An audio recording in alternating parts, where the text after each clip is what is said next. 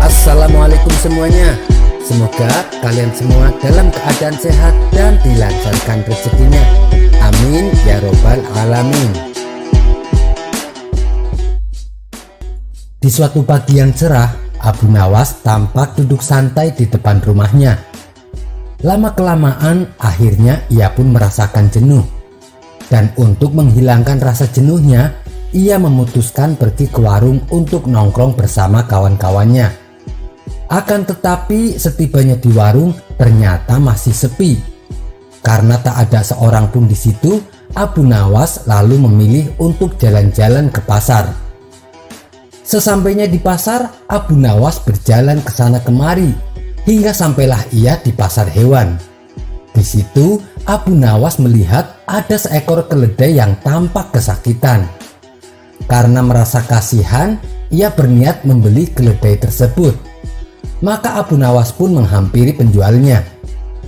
Setelah transaksi selesai, Abu Nawas lalu mengikat tali pada leher si keledai dan menariknya untuk dibawa pulang.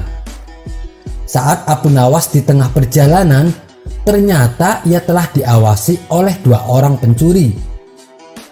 Abu Nawas tak menyadari kalau dirinya sedang diikuti oleh kedua pencuri tersebut. Mereka berdua berjalan tepat di belakang Abu Nawas. Lalu ketika Abu Nawas sedang lengah, salah satu pencuri dengan perlahan melepaskan tali yang mengikat di leher keledai dan memasangkan talinya ke leher pencuri itu sendiri. Sementara kawan pencuri satunya mengambil si keledai dan membawanya lari. Setelah sampai di rumah, Abu Nawas menoleh ke belakang untuk melihat keledainya.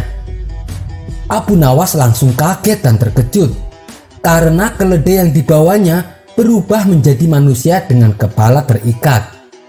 Dengan terheran-heran, Abu Nawas pun bertanya kepadanya, "Kamu ini siapa?" Dengan berpura-pura menangis, orang itu menjawab, "Wahai Tuan, aku adalah orang yang bodoh yang telah dimurkai oleh ibuku. Beliau telah mendoakanku agar Allah mengubahku menjadi seekor keledai. Dan doa beliau pun dikabulkan oleh Allah. Kemudian mereka menjualku di pasar. Namun berkat barokah tanganmu, bentukku dapat berubah kembali menjadi manusia seperti semula." Pencuri itu pun lalu mendekat dan menciumi tangan Abu Nawas, seraya mengucapkan terima kasih dan minta didoakan. Entah kenapa, kali ini Abu Nawas bisa dengan mudahnya percaya atas perkataan si pencuri tersebut. Bahkan ia menasehati agar jangan lagi mengulangi kesalahannya dan senantiasa untuk berbakti kepada orang tuanya. Abu Nawas pun lalu melepaskan pencuri tersebut. Hari berikutnya Abu Nawas kembali jalan-jalan di pasar. Dan ketika sampai di pasar hewan, tiba-tiba ia melihat keledainya yang dibelinya tempo hari. Dengan cepat Abu Nawas mendatangi keledai tersebut dan membisikkan ke telinganya, "Wahai pria kurang ajar, kamu tidak mendengarkan nasihatku, sehingga ibumu murka lagi padamu dan kembali mengutukmu menjadi keledai. Kali ini aku tidak akan membelimu lagi," ujar Abu Nawas geram lalu meninggalkannya. Kisah selanjutnya. Diceritakan ada seorang pedagang India membawa barang-barang dagangannya untuk dijual di kota Baghdad. Kemudian ia menyewa penginapan untuk beberapa hari, di mana di sebelah penginapan tersebut terdapat warung makan, dan ia pun memesan makan malam. "Tuan mau pesan apa?" tanya pemilik warung. "1 ekor ayam panggang dan sebutir telur," jawab orang India. Setelah selesai makan, ia hendak membayarnya. Namun si pemilik warung sudah keburu tidur. Terpaksa ia menundanya esok hari. Pada pagi harinya, ketika orang India terbangun, rombongan kafilahnya telah berangkat. Sementara si pemilik warung masih tertidur. Orang India sudah memanggilnya berkali-kali, tapi si pemilik warung tidak muncul juga. Karena terburu-buru menyusul kafilahnya, maka ia tak sempat membayar tagihannya. Secara kebetulan, setahun kemudian, rombongan kafilah orang India tersebut menginap di tempat yang sama. Ia pun memesan makan malam di warung yang sama dan dengan menu yang sama seperti tahun sebelumnya. Setelah selesai makan, ia berkata kepada pemilik warung, "Setahun yang lalu aku berhutang makanan padamu." Si pemilik warung bertanya, "Apa yang Tuan makan?" "1 ekor ayam panggang dan sebutir telur, seperti yang aku makan sekarang," jawab orang India. Kemudian si pemilik warung dengan berhati-hati menghitung total makanan yang harus dibayar. "Jumlahnya 1000 dinar, Tuan," kata si pemilik warung. Orang India itu terkejut bukan main. "Apa? Tidak mungkin. Mungkin kau salah menghitungnya," protesnya. "Tidak, Tuan, saya sudah menghitungnya dengan benar," ujar si pemilik warung. "Kau gila, hanya 2 ekor ayam dan 2 butir telur, harganya sampai semahal itu?" tanya orang India. "Saya tidak mungkin meminta yang bukan hak saya, Tuan, tapi Tuan malah menyebutku gila," timpal si pemilik warung. "Baiklah, tapi tolong katakan padaku, apa alasannya? Kenapa aku harus membayar semahal itu?" pinta orang India. "Coba Tuan pikirkan dengan hati-hati barang sejenak. Tagihan itu berkaitan dengan tahun lalu. Tuan makan 1 ekor ayam dan sebutir telur. Jika ayam itu masih hidup, tentunya saya akan membuat ayam itu mengerami telurnya, sehingga telur itu pun menetas dan menghasilkan anak ayam. Dari anak ayam tersebut nantinya akan menghasilkan telur yang banyak. Kemudian telur itu akan menetas dan menghasilkan puluhan ekor ayam, dan seterusnya. Semestinya saya sudah mempunyai ribuan ayam dan telur, tapi saya telah kehilangan keuntungan itu hanya karena untuk mengisi perut Anda," kata si pemilik warung menjelaskan. Pertengkaran keduanya pun tak terelakkan, sehingga menarik perhatian kafilah yang ada. Setiap menit mereka mencoba menyudahi percekcokan kedua orang itu, tetapi tidak ada yang berhasil. Akhirnya diputuskan untuk meminta bantuan kepada hakim setempat. Ketika Tuan Hakim datang dan diceritakan masalahnya, ia justru mengeluarkan keputusan yang memihak kepada pemilik warung. Yang dikatakan pemilik warung ada benarnya. "Jadi kau harus membayar 1000 dinar," kata Tuan Hakim. Orang India yang malang itu sangat bingung dan cemas. Ia tidak tahu apa yang harus dilakukan. Di saat itulah ternyata ada salah satu orang yang bersama rombongannya kenal dan berkawan dengan Abu Nawas. Orang itu tahu bahwa hanya Abu Nawas yang dapat memecahkan masalah ini. Maka ia pun berkata di hadapan orang-orang, "Saya akan panggil kawanku. Dia adalah seorang hakim kota. Nanti apapun keputusannya harus diterima," kata orang itu. Mereka pun setuju. Maka pergilah ia ke rumah Abu Nawas. Sesampainya di sana, di hadapan Abu Nawas ia menceritakan masalahnya. "Baiklah, cepatlah kau kembali dan katakan pada orang-orang, 1 jam lagi aku akan datang," tutur Abu Nawas. Setelah ia kembali, orang-orang mulai menunggu kedatangan Abu Nawas. Tapi sudah 1 jam berlalu, Abu Nawas tak kunjung datang. "Bagaimana ini? Mana hakim kota yang kau ceritakan? Ini sudah 1 jam lebih, tapi dia belum datang," tanya mereka. "Sabar, mungkin sebentar lagi," jawab orang itu. Tidak berapa lama kemudian, akhirnya Abu Nawas pun datang. Ketika Abu Nawas menghampiri mereka, semua orang berdiri menyambutnya dengan penuh rasa hormat. Abu Nawas kemudian duduk dan memperkenalkan dirinya.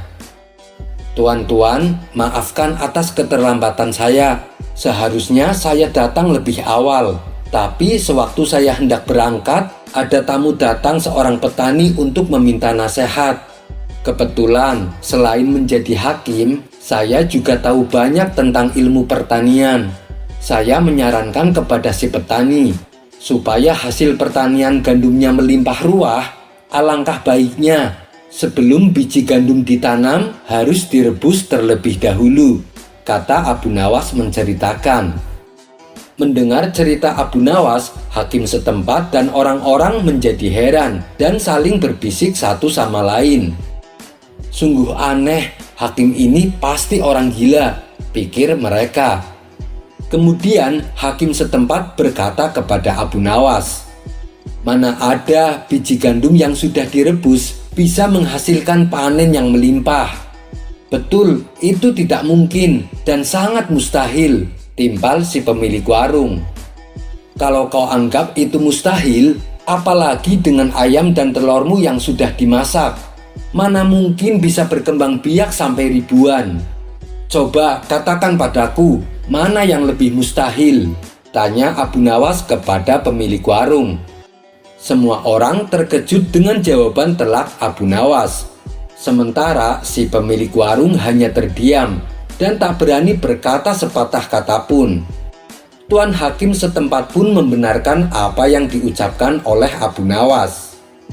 "Anda benar Tuan Abu, ayam dan telur yang sudah dimasak tidak mungkin dapat berkembang biak," ujar Tuan Hakim. Akhirnya diputuskan bahwa orang India hanya membayar makanan sesuai dengan harga yang semestinya. Keduanya pun berdamai dan saling memaafkan. Kisah selanjutnya. Suatu hari, Abu Nawas kedatangan tamu yang tidak lain adalah teman lamanya. Maka dipersilahkan tamu tersebut duduk bersama di teras rumahnya. Tak selang berapa lama, kemudian angin bertiup agak kencang. Lalu atap teras rumah Abu Nawas bergoyang dan berbunyi kreot-kreot. Melihat hal itu, sahabatnya Abu Nawas berkata, "Atap teras rumahmu sudah tua Abu Nawas, ini sangat berbahaya, lebih baik segera diganti," saran sahabatnya. "Kamu jangan salah sangka, bunyi reot tersebut bukan karena atapnya sudah tua, tapi dia sedang bertasbih kepada Allah," ujar Abu Nawas. "Ah, masa sih Abu Nawas?" tanya sahabatnya dengan heran.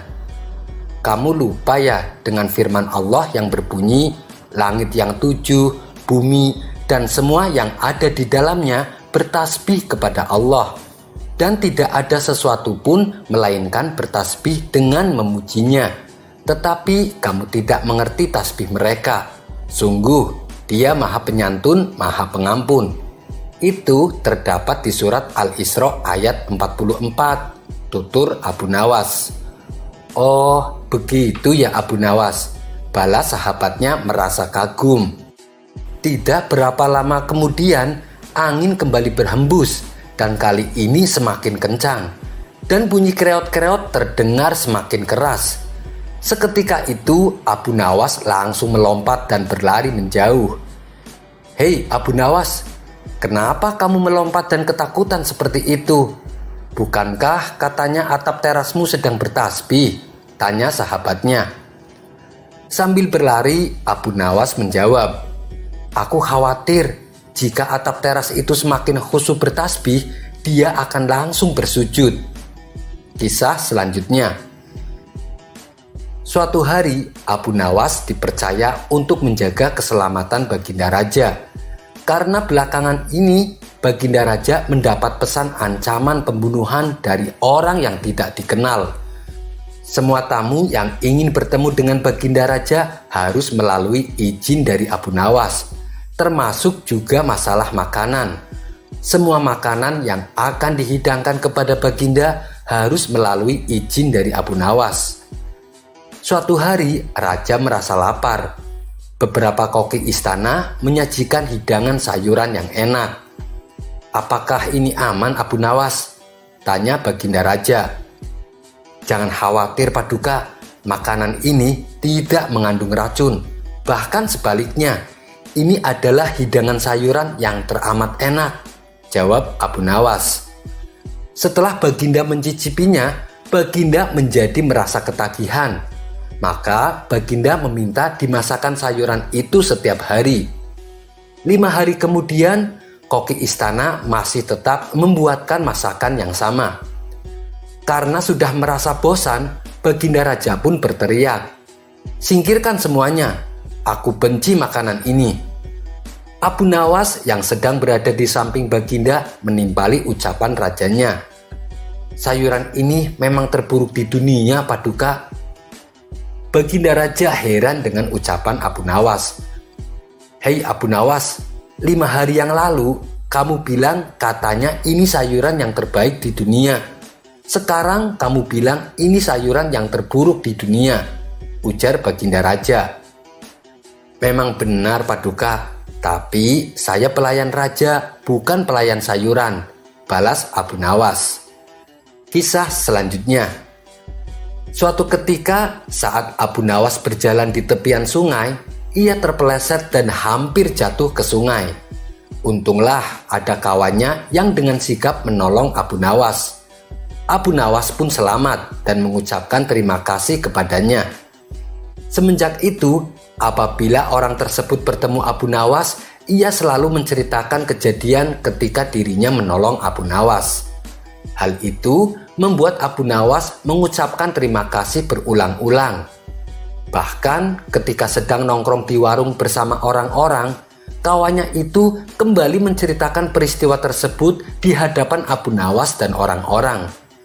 Abu Nawas pun kembali mengucapkan terima kasih kepadanya. Tapi lama-kelamaan, tingkah kawannya ini membuat Abu Nawas kesal. Ia pun lalu mengajak kawannya tersebut pergi menuju ke tepian sungai. Di situ Abu Nawas langsung menceburkan dirinya ke sungai. "Kau lihat, sekarang aku sudah benar-benar basah, seperti yang seharusnya terjadi. Kalau saja kamu dulu tidak menolongku. Sudah, pergi sana," bentak Abu Nawas.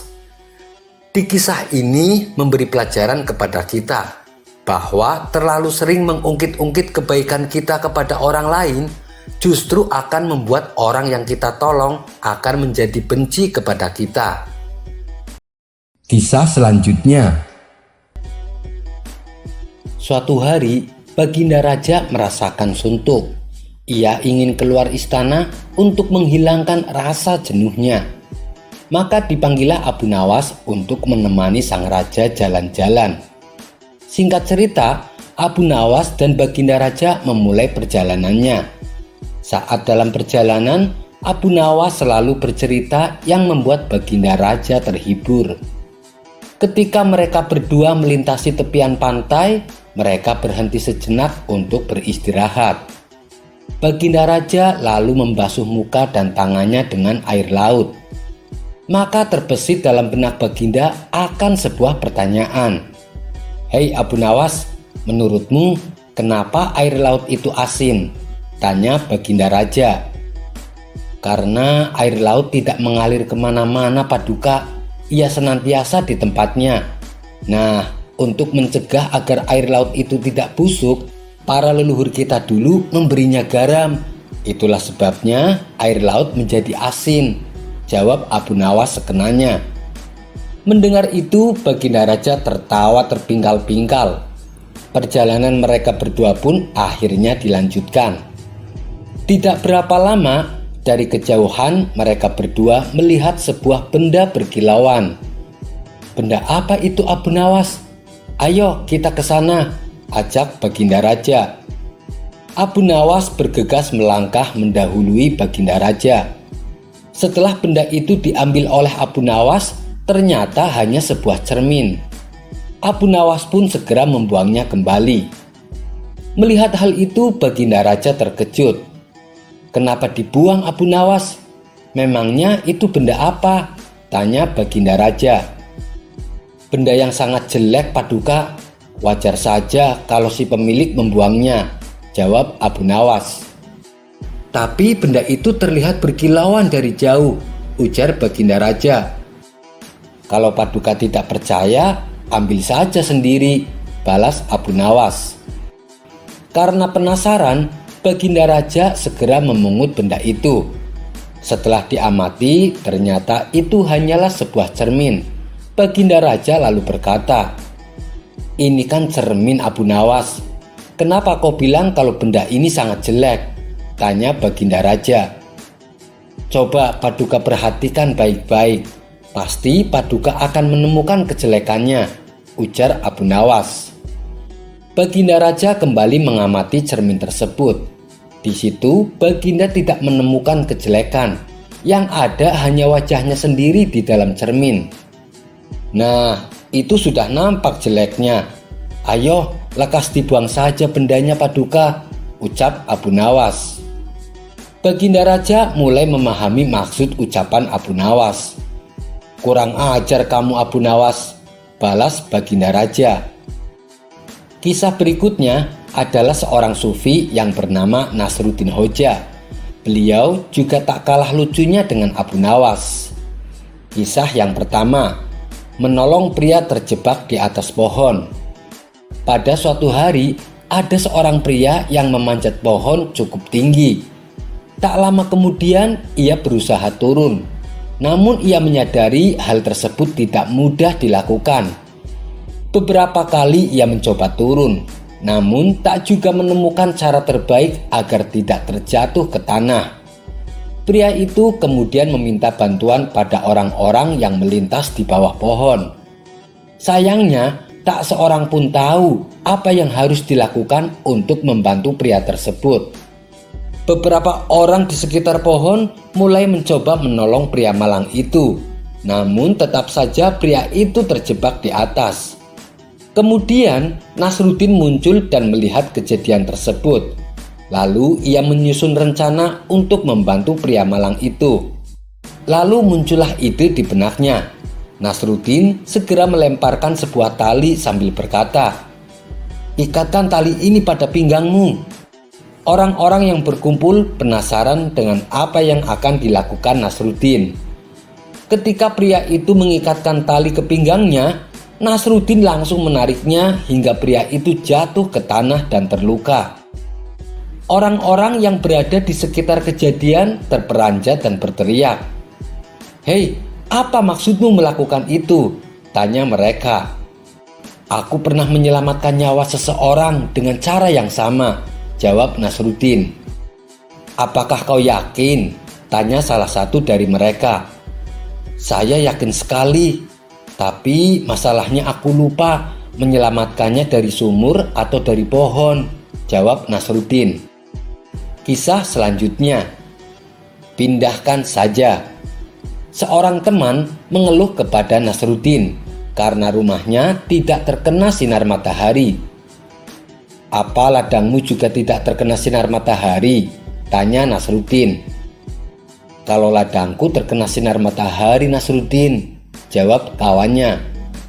"Kenapa tidak kau pindahkan saja ladangmu ke dalam rumahmu?" ujar Nasruddin. Kisah selanjutnya, tetanggaku bisa mencium pikiranku. Suatu ketika hujan turun dengan derasnya. Kala itu Nasruddin tidak punya uang sepeser pun. Lalu ia menghayal tentang sebuah sop yang hangat. "Alangkah nikmatnya bila suasana dingin begini aku mempunyai sop yang hangat." Sedang enak-enaknya melamun, tiba-tiba terdengar pintu rumahnya diketuk. Nasruddin pun bergegas bangkit dan membukakan pintu. Ternyata yang datang anak perempuan tetangganya. "Ada perlu apa, Nak?" tanya Nasruddin. "Ibuku menyuruhku. Apakah Tuan punya sop?" jawab anak tersebut. Mendengar itu Nasruddin terkejut. "Ya Allah, ternyata tetanggaku bisa mencium isi pikiranku. Mulai sekarang aku harus berhati-hati bila akan melamunkan sesuatu," pikir Nasruddin. Kisah selanjutnya, tidak mengenal dirinya sendiri. Entah kenapa tiba-tiba Nasruddin merasa tidak mengenal dirinya sendiri. Langsung saja ia menyusuri jalanan. Siapa tahu ada seseorang yang mengenalnya. Sesampainya di kota, ia melihat banyak sekali orang-orang. Namun karena ia sedang berada di kota asing, tentu saja tidak ada seorang pun yang mengenalnya. Kemudian ia pergi menuju pasar. Di sana orang-orang juga tak mengenalnya. Akhirnya Nasruddin memasuki toko yang menjual kayu. Dengan hangat ia disambut si pemilik toko. "Mau pesan apa, Tuan?" tanya si pemilik toko. Nasruddin tak menjawab sepatah kata pun. "Mau pesan meja barangkali, atau mau pesan kursi?" tanya si pemilik toko itu kembali. Sabar, saya ingin bertanya dulu. Apa kau melihat aku saat aku masuk ke dalam tokomu? Tanya Nasruddin.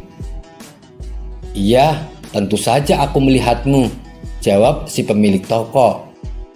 Apa kau pernah melihatku sebelumnya? Tanya Nasruddin. Sama sekali saya belum pernah melihat Anda, jawabnya. Lalu kenapa kau tahu kalau yang tadi masuk itu adalah aku? Ucap Nasruddin. Kisah selanjutnya, bulan dan matahari. Suatu ketika kawan Nasruddin bertanya kepadanya, "Hai Nasruddin, menurutmu mana yang lebih berguna, matahari atau bulan?" Tentu saja bulan lebih berguna, jawab Nasruddin. Loh, kenapa? Apa alasanmu?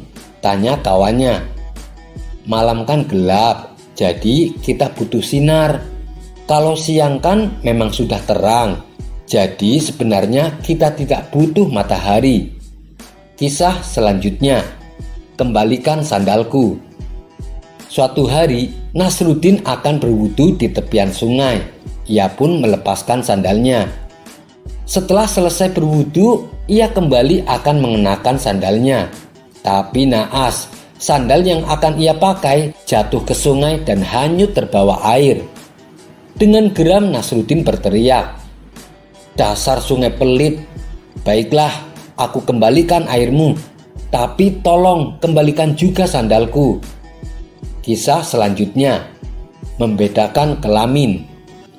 Seorang tetangga Nasruddin telah lama bepergian jauh ke negeri Eropa, di mana budaya di sana berbeda jauh dengan budaya timur. Ketika ia pulang ke kampung halaman, ia menceritakan pengalaman-pengalaman aneh di negeri tersebut. "Hai Nasruddin, kau tahu tidak, ada sebuah negeri yang aneh. Di sana udaranya sangat panas, sehingga tak seorang pun yang mau memakai pakaian. Baik wanita maupun laki-laki, mereka semuanya telanjang," ujar tetangganya kepada Nasruddin. Mendengar itu, Nasruddin berkata, "Kalau di sini kan semuanya memakai baju. Dari baju yang dikenakannya itulah kita bisa tahu mana yang laki-laki dan mana yang perempuan. Kalau di sana semua orang tidak pakai baju, lalu bagaimana caranya membedakan mana perempuan, mana laki-laki?" tanya Nasruddin. Kisah selanjutnya, menjual sapi. Nasruddin hendak menjual sapi perahnya, sebab susu yang dihasilkan sangat sedikit. Ia pun pergi ke pasar dan menawarkan sapinya.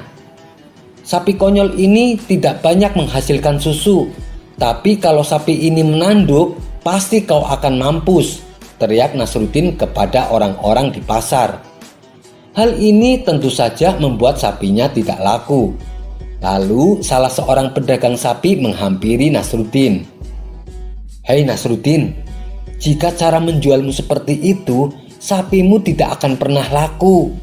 Bagaimana bila saya bantu menjualnya?" kata pedagang sapi. Nasruddin langsung setuju dan memberikan tali kekang sapi kepadanya. Pedagang sapi itu mulai menawarkan dengan suara keras dan lantang. "Coba perhatikan baik-baik sapi ini. Tubuhnya bagus dan sehat. Bila kalian membeli sapi ini, kalian tidak akan kecewa, karena setiap hari bermangkok-mangkok susu akan Tuan peroleh. Ayo, siapa yang berminat, mumpung belum terlambat." Mendengar cara orang tersebut menawarkan sapinya, Nasruddin segera merebut kembali tali kekang sapinya. "Kalau sapi ini bisa menghasilkan susu yang banyak, buat apa aku harus menjualnya?" ujar Nasruddin. Ia pun membawa pulang kembali sapinya.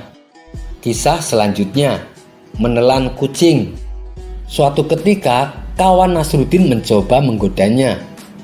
"Hai Nasruddin, bayangkan ketika aku sedang tidur nyenyak, diam-diam seekor tikus masuk merayap ke dalam perutku.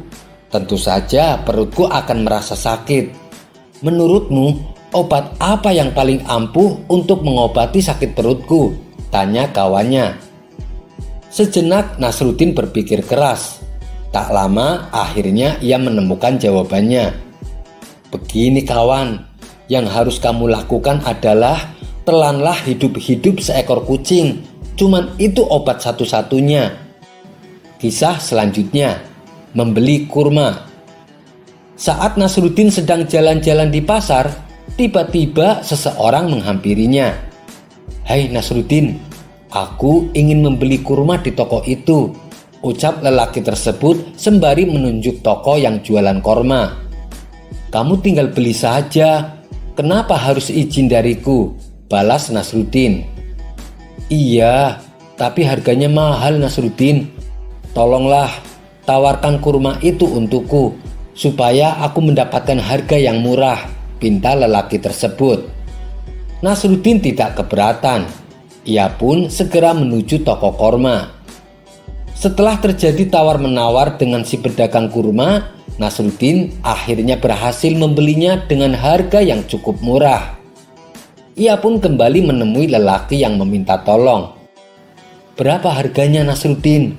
tanya lelaki tersebut. "Syukurlah, setelah saya bersusah payah membujuk dan meyakinkan si penjual, saya akhirnya berhasil membelinya dengan harga yang murah," balas Nasruddin.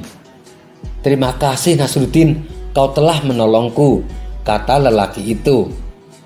"Tetapi aku punya sedikit hajat dan aku yakin kamu tidak keberatan membantuku," ucap Nasruddin.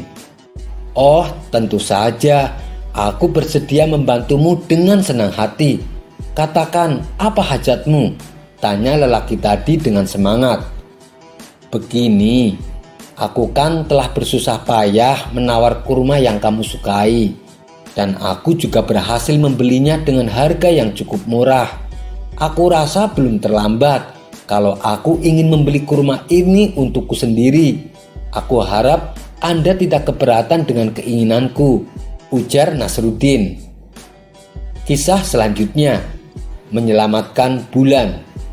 Suatu ketika saat bulan puasa, seperti biasa sehabis sholat isya, ia mengerjakan sholat tarawih di masjid bersama para jamaah. Sepulangnya dari sholat tarawih, ia berjalan melintasi sebuah sumur. Iseng-iseng Nasruddin melongok ke dalam sumur itu. Saat ia menatap air sumur, ia melihat ada bulan di sana. "Loh, kenapa bulannya di bawah? Aku harus menyelamatkannya. Jika tidak, ia tidak akan pernah beranjak dan bulan puasa tidak akan pernah berakhir," pikir Nasruddin. Akhirnya ia mendapatkan seutas tali yang cukup panjang. Tali tersebut lalu ia julurkan masuk ke dalam sumur. Kemudian ia berteriak, "Pegang kuat-kuat ya, teruslah bersinar." Tali itu ternyata terjerat sebuah batu besar di dalam sumur. Nasruddin langsung menariknya sekuat tenaga. Karena saking beratnya batu tersebut, tali yang ditarik Nasruddin langsung putus. Ia pun jatuh terpelanting ke tanah dengan posisi tubuh terlentang. Kemudian ia membuka matanya memandang langit. Ia melihat sang rembulan di atas sana. "Akhirnya aku bisa menyelamatkanmu. Untung saja aku datang," ucap Nasruddin kegirangan.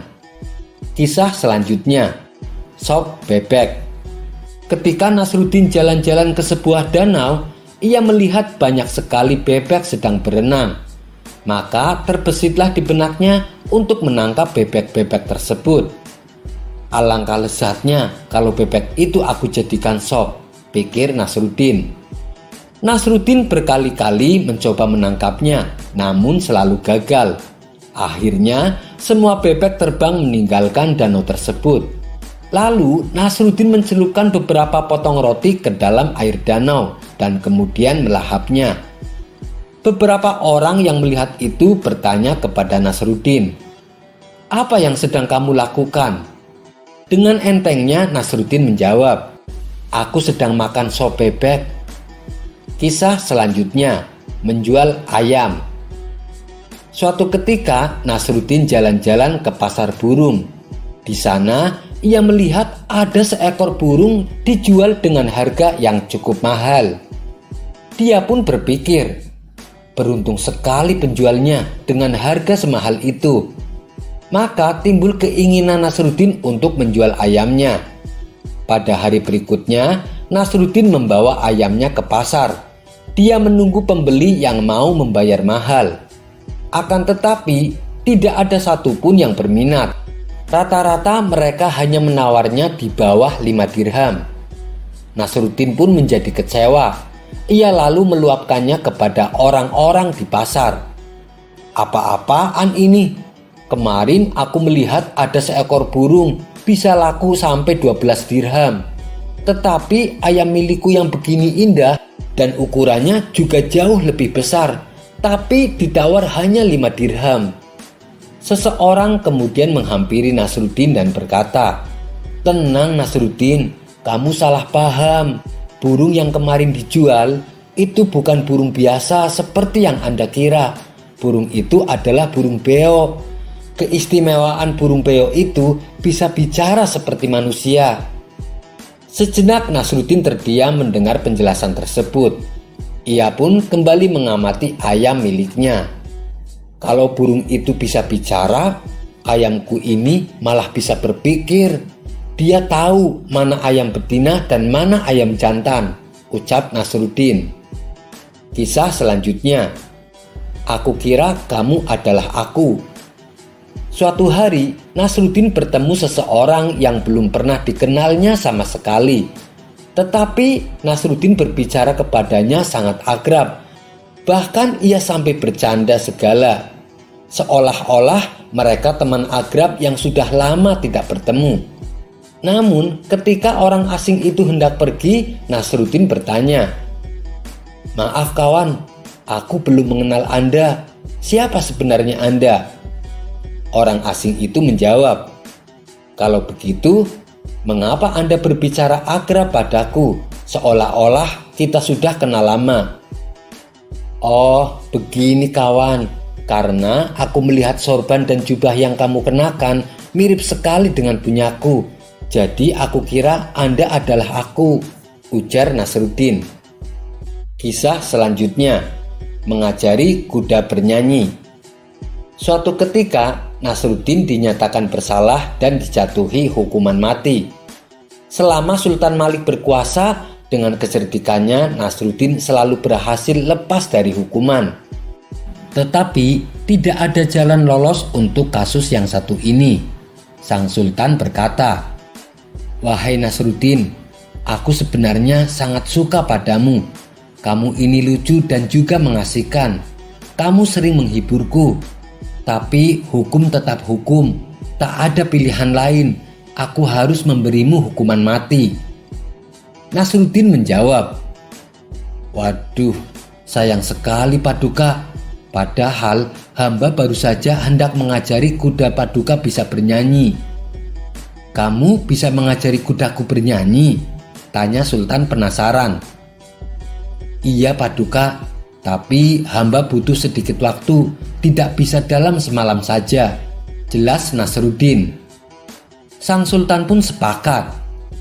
Baiklah, aku akan menunda eksekusimu selama 12 bulan. Ajari kudaku bernyanyi. Jika berhasil, kamu akan kubebaskan. Tapi jika gagal, kamu langsung akan dihukum mati. Terima kasih banyak Paduka yang mulia, jawab Nasruddin. Ketika Nasruddin meninggalkan ruang pengadilan, salah satu sahabatnya berkata, sungguh mengagumkan. Aku tidak pernah tahu ada orang yang bisa mengajari kuda bernyanyi. Nasruddin menjawab, kamu benar, tentu tidak ada yang bisa. Mendengar itu, kawannya Nasruddin langsung tercengang. Kalau begitu, kenapa kamu bilang ke Sultan kalau kamu bisa mengajari kuda bernyanyi? Yang penting kan aku dapat ekstra waktu untuk hidup. dia bisa saja kalah perang atau mati dalam 6 bulan kemudian. Atau aku bisa saja mati dalam 9 bulan kemudian. Siapa yang tahu apa yang akan terjadi dalam 12 bulan ke depan? Jawab Nasruddin enteng sambil ngeloyor pergi. Kisah selanjutnya, belajar seruling. Suatu hari, Nasruddin mengajak seorang pemuda pergi mengunjungi guru musik untuk mengetahui cara bermain seruling. Setibanya di rumah musisi tersebut, Nasruddin menanyakan bayarannya. 3 keping perak untuk bulan pertama. Setelah itu 1 keping perak setiap bulannya. Wah, mahal sekali.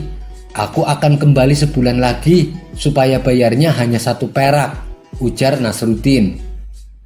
Kisah selanjutnya, menjadi hakim. Suatu hari datang 2 orang mengadukan masalahnya kepada Nasruddin. Tuan Hakim, orang ini telah menggigit telingaku. Saya menuntut kisos atau ganti rugi dengan membayarku 5 dinar, kata orang pertama. Orang kedua membantahnya. Tidak Tuan Hakim, dia menggigitnya sendiri. Karena bingung untuk memutuskan masalah ini, Nasruddin terpaksa menunda kasus tersebut dan ia pun masuk ke dalam ruangan. Di sana, ia menghabiskan waktu setengah jam berusaha untuk menggigit telinganya sendiri. Seluruh upayanya hanya membuatnya terjerembab dan keningnya menjadi lecet. Kemudian Nasruddin kembali menemui kedua orang tersebut. Periksa orang yang telinganya digigit. Jika keningnya lecet, berarti ia melakukannya sendiri dan kasus ditutup. Jika tidak, maka orang satunya yang melakukannya. Dan orang yang digigit tersebut mendapat ganti rugi 5 dinar, perintah Nasruddin. Kisah selanjutnya, jatuh ke sungai. Suatu hari, saat Nasruddin berjalan di tepian sungai, ia terpeleset dan hampir jatuh ke sungai. Untunglah, ia diselamatkan oleh seorang kawannya yang kebetulan berjalan di sampingnya, sehingga Nasruddin tak terjebur ke air. Terima kasih kawan, kau telah menyelamatkanku, kata Nasruddin. Di luar dugaan, temannya itu malah tertawa. Ah, mukamu lucu sekali Nasruddin. Bagaimana jadinya jika aku tak menangkap tanganmu? Pasti kau sudah basah kuyup, ucap kawannya. Nasruddin hanya diam saja. Mereka lantas kembali ke rumahnya masing-masing. Sejak saat itu, setiap kali Nasruddin bertemu dia, temannya itu pasti mengungkit-ungkit kejadian tersebut. Tak hanya itu, di depan teman-teman mereka lainnya, dia juga terus menceritakan dan membesar-besarkan insiden tersebut hingga membuat Nasruddin merasa malu. Sebulan pun berlalu. Akhirnya Nasruddin tak tahan lagi. Ia mengajak kawannya itu ke sungai yang sama, di mana dulu ia diselamatkan oleh kawannya itu. Dengan masih mengenakan pakaian dan sepatu, ia langsung terjun ke dalam air. Setelah itu ia muncul kembali dan ia berkata pada temannya, "Lihatlah, sekarang aku sudah basah kuyup, seperti jika engkau tidak menolongku tempo hari. Jadi berhentilah mempermalukan aku," ujar Nasruddin. Kisah selanjutnya, mengambil sayuran. Alkisah, Nasruddin mengendap-endap di kebun milik tetangganya dan mulai memetik sayuran yang tumbuh di sana. Setelah memetik sayuran tersebut, ia memasukkannya ke dalam karung yang dibawanya. Pemilik kebun akhirnya melihat apa yang dilakukan oleh Nasruddin. "Hei, apa yang kau lakukan di kebun sayurku?" teriak sang pemilik kebun menghampiri. "Anginnya bertiup ke sini. Aku terbawa oleh angin sampai di sini," jawab Nasruddin. "Oh ya? Benarkah itu? Lantas jelaskanlah bagaimana sayuran-sayuran itu dipetik dari kebunku," tanya pemilik kebun itu kembali. "Aku terpaksa. Aku harus menggenggam sayuran-sayuran itu agar tubuhku tidak terbawa angin semakin jauh," kata Nasruddin beralasan. "Ah, masa sih? Lalu katakan bagaimana sayuran-sayuran itu bisa masuk ke dalam karungmu, ujar tetangganya dengan nada tak sabar. Oh, soal itu, aku sendiri masih memikirkan hal yang sama, jawab Nasruddin. Kisah selanjutnya, mengikuti pencuri dari belakang. Alkisah, menjelang tengah malam, Nasruddin terbangun dari tidurnya karena ia mendengar suara berisik dari ruang tengah rumahnya. Ia kemudian turun dari tempat tidur dan beringsut menuju pintu kamar untuk mengintip. Melalui lubang kunci, dilihatnya seorang pencuri sedang memasukkan barang-barang miliknya ke dalam kantong. Hampir semua barang di ruang tengah sudah disikat. Tak berapa lama, si pencuri telah selesai dengan pekerjaannya. Ia pun memanggul kantong besar berisi barang-barang curian ke atas bahunya, lalu kabur lewat jendela. Nasruddin keluar kamar lantas mengikuti pencuri tersebut. Ia berjalan sambil berjingkat-jingkat di belakang si pencuri. Awalnya, si pencuri tak menyadari bahwa dirinya sedang diikuti oleh Nasruddin. Setelah beberapa meter, ia menoleh ke belakang dan melihat Nasruddin yang berjalan di belakangnya.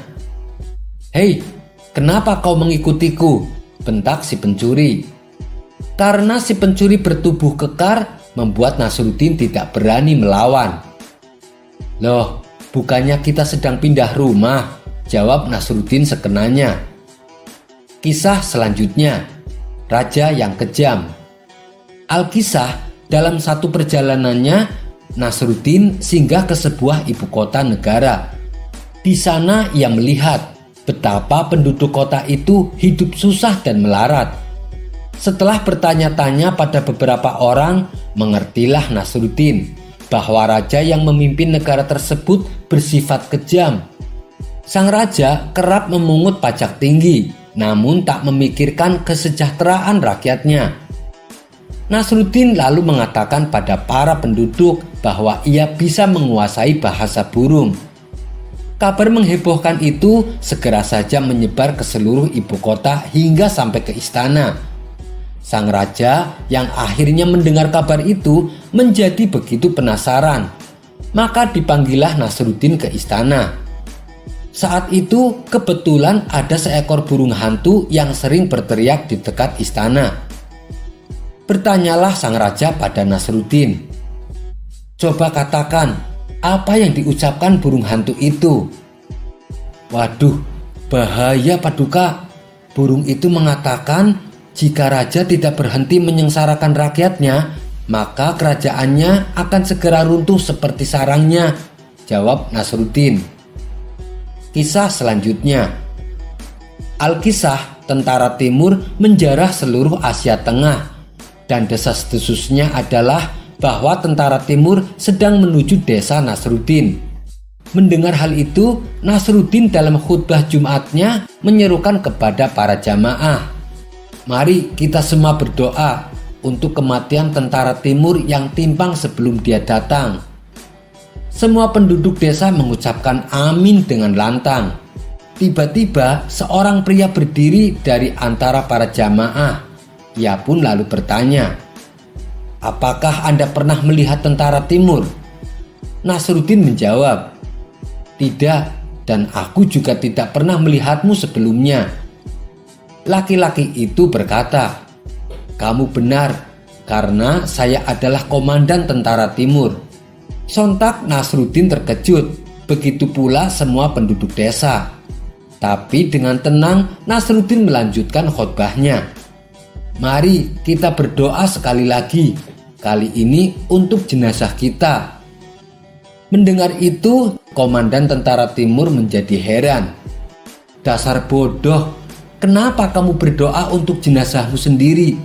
Jenazah itu didoakan oleh yang hidup kepada yang mati," ujar komandan tentara timur. "Iya, Tuan benar. Kita semua akan mati tanpa ada yang berdoa untuk jenazah pada kita. Jadi kita harus menjaga jenazah kita sendiri."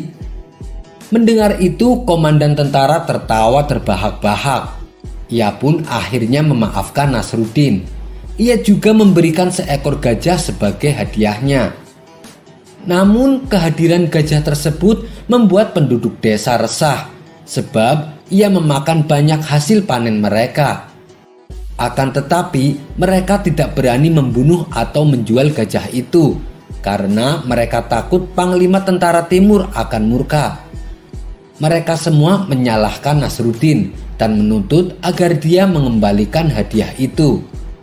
Nasruddin sih setuju-setuju saja, tetapi dengan satu syarat, bahwa semua penduduk desa harus menemaninya. Penduduk desa sepakat dengan keputusan Nasruddin. Nasruddin lantas pergi ke tenda Komandan Tentara Timur.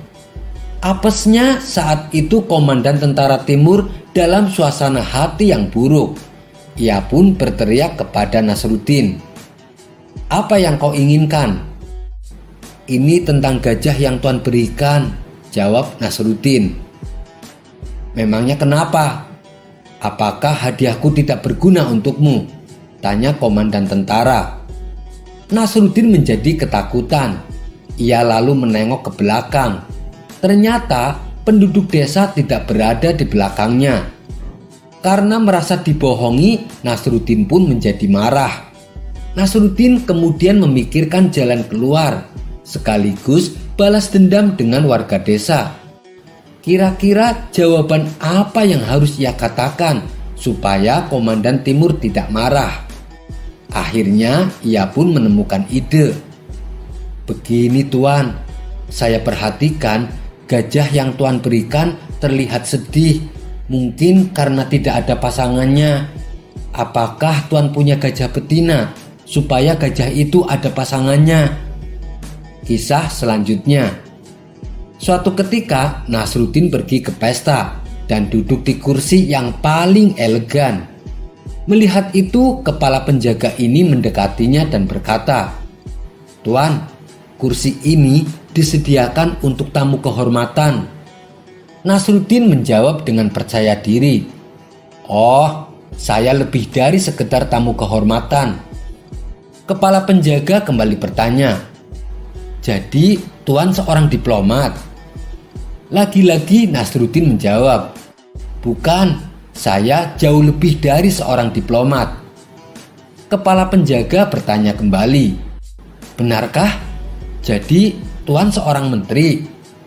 Bukan, saya lebih besar dari itu," balas Nasruddin. "Oh, kalau begitu Tuan adalah raja dari negeri seberang?" tanya kepala penjaga. Lagi-lagi Nasruddin dengan cepat menjawab, "Saya lebih tinggi dari itu."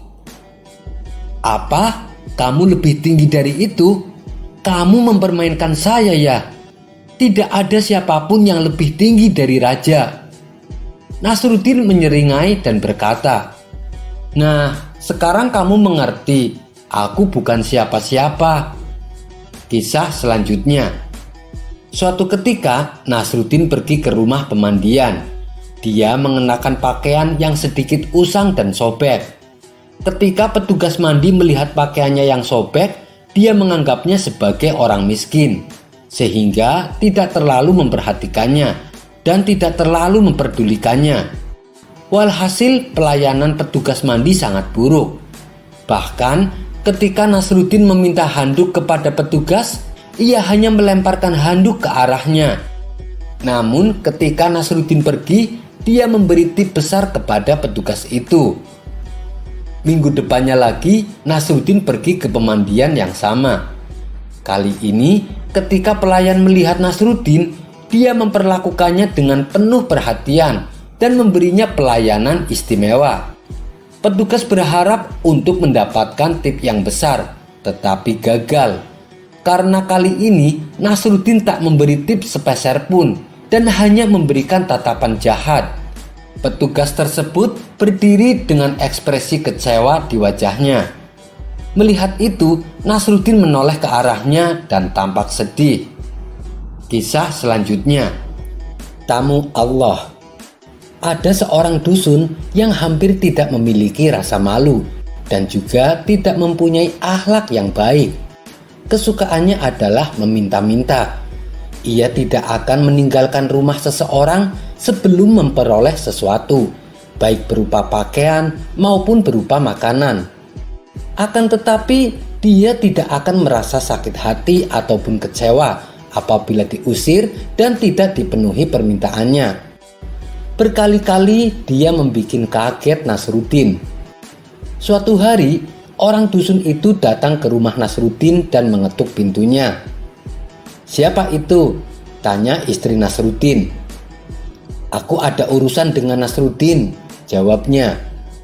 Mendengar ada orang yang mencarinya, Nasruddin lalu keluar dari kamar dan membukakan pintu. Ia pun terkejut karena ternyata tamunya adalah orang yang sering membuatnya kesal. "Mau apa kamu?"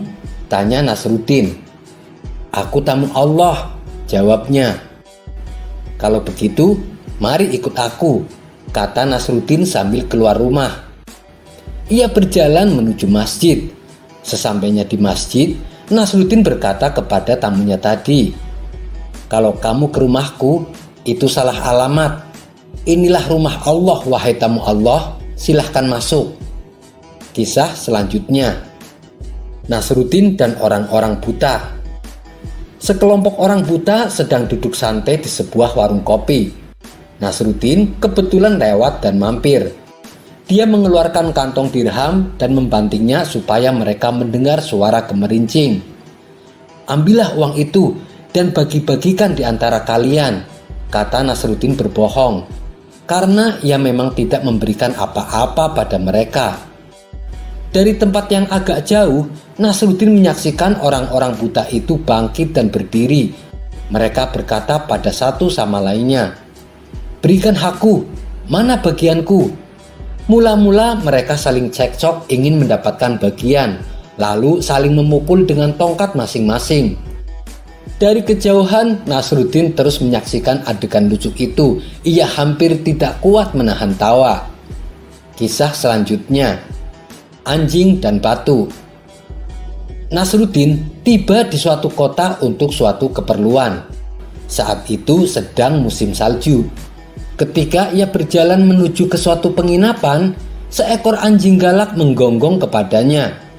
Nasruddin Hoja berjongkok mengambil batu dari jalanan untuk melempar binatang itu. Tetapi batu itu rupanya telah melekat pada salju, sehingga Nasruddin Hoja tak dapat mengambil batu itu. "Sungguh kota yang aneh.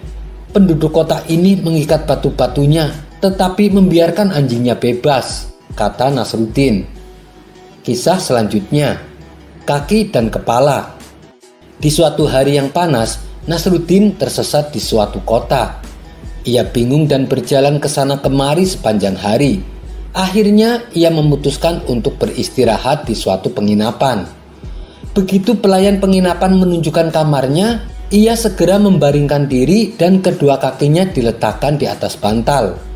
Pelayan hotel dengan heran bertanya, "Tuan, Anda tidur terbalik. Bukankah seharusnya kepala Anda yang berada di atas bantal, bukan kaki Anda?" Tidak begitu. Kakiku tidak bersalah," kata Nasruddin. "Semua masalah yang kualami hari ini adalah gara-gara kepalaku ini," ujar Nasruddin melanjutkan. Kisah selanjutnya, sebuah rahasia. Nasruddin memanjat sebuah tembok, dan dari sana ia melihat sebuah halaman yang dipenuhi rumput yang hijau dan lembut, bagaikan kain bludru yang amat halus. Lalu ia memanggil tukang kebun yang sedang menyiram halaman penuh rumput itu. "Apa rahasianya untuk bisa membuat halaman seperti itu?" tanya Nasruddin. "Tidak ada rahasianya. Sini aku beritahu, asal engkau turun kemari," kata tukang kebun tersebut. "Asik. Aku akan membuat halaman seperti itu," ujar Nasruddin sambil meluncur turun. "Caranya sangat mudah. Tanamlah rumput dan sesering mungkin gunting rumput," kata tukang kebun tersebut. "Kalau begitu caranya, aku bisa melakukan semuanya. Berapa lama waktu yang dibutuhkan?" tanya Nasruddin kembali. "Sekitar 800 tahun lah kira-kiranya." Mendengar jawaban itu, Nasruddin pun berkata, Rasanya aku lebih suka melihat pemandangan dari jendelaku tanpa rerumputan, kata Nasruddin. Kisah selanjutnya, sang dokter. Seorang wanita datang kepada Nasruddin yang kali ini berperan sebagai dokter. Ketika Nasruddin datang dan mencoba mengukur denyut nadi wanita itu, sang pasien dengan malu-malu menutupi lengannya dengan lengan bajunya. Nasruddin mengambil sebuah sapu tangan dari dalam sakunya dan meletakkannya di atas lengan baju pasiennya. "Ada apa, Nasruddin?" tanya wanita itu. "Tidakkah engkau tahu, denyut nadi katun selalu diukur dengan tangan sutera?" jawab Nasruddin. Sekian dulu perjumpaan kita kali ini. Sampai bertemu lagi di kisah selanjutnya. Terima kasih yang sudah subscribe dan setia menonton channel ini.